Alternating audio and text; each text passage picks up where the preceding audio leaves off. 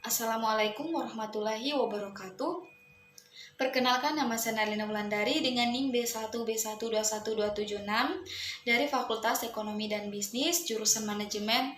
Baik, di sini saya akan menjelaskan materi terkait mata kuliah Sumber Daya Manusia Internasional. Materi pengelolaan sumber daya manusia di dalam perusahaan kecil dan wirausaha itu sangat penting dikarenakan akan memberikan kita pemahaman tentang bagaimana mengelola tim dengan efektif, termasuk rekrutmen, pelatihan, motivasi, dan retensi karyawan.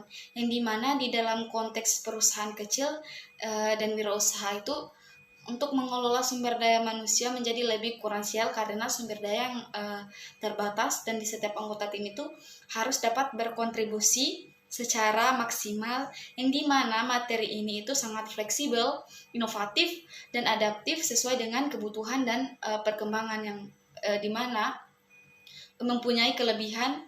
Yang pertama itu untuk kelebihannya itu di dalam pengelolaan sumber daya manusia di dalam perusahaan kecil dan wirausaha ini, yang dimana pelatihan pekerjaannya itu bertujuan untuk melatih daring dapat memberikan pelatihan karyawan yang sebelumnya berada di luar jangkauan sebagian besar itu pemberi kerja kecil.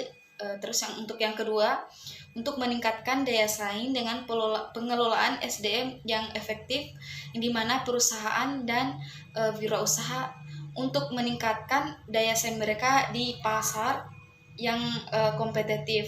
Terus untuk yang ketiga itu fokus pada kreativitas, yang dimana memungkinkan pemilik usaha itu untuk mengembangkan strategi sumber daya manusia yang kreatif dan inovatif sesuai dengan sumber daya yang tersedia.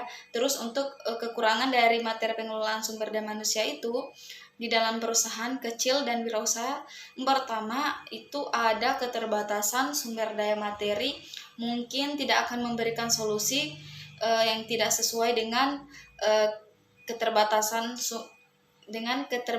sumber daya yang dimiliki oleh perusahaan kecil dan wirausaha.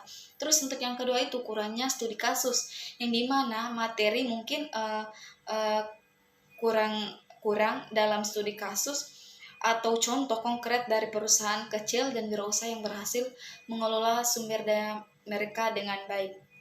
Terus untuk yang ketiga, tidak adanya penyesuaian lokal materi, terus mungkin tidak mempertimbangkan perbedaan budaya, regulasi, dan konteks lokal yang mempengaruhi pengelolaan sumber daya manusia selama di dalam perusahaan kecil dan wirausaha. Terus yang terakhir itu kompleksitas yang berlebihan, yang dimana beberapa materi mungkin terlalu kompleks atau terlalu fokus pada prinsip yang berlebih, yang dimana cocok untuk perusahaan besar sehingga tidak sesuai dengan skala dengan kebutuhan perusahaan yang kecil dan wirausaha.